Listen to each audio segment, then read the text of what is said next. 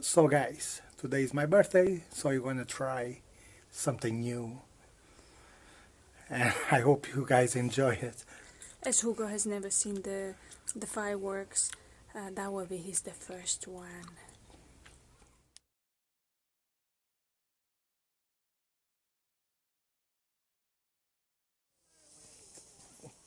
You record up.